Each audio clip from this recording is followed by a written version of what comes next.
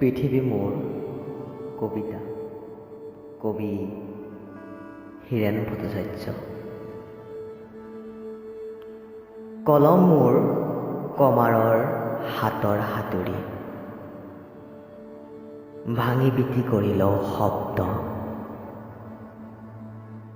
খেতিয়কৰ ভাল যেন চোকা, শিৰলোত সোণৰ সীতা।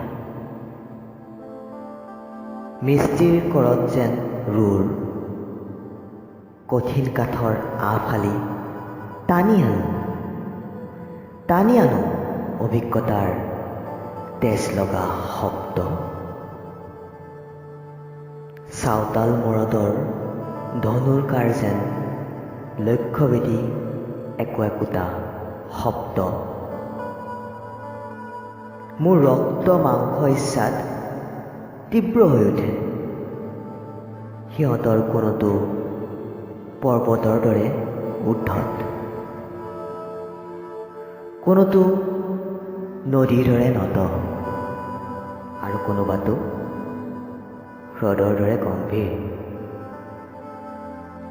কাৰো কথাত উঠা বহা নকৰে, কাৰো কথাত উঠা বহা নকৰে। নদ নদী পৰ্বত চিত্ৰিত বিপুল মহাদেশৰ মই কবি। পৃথিৱী মোৰ কবিতা।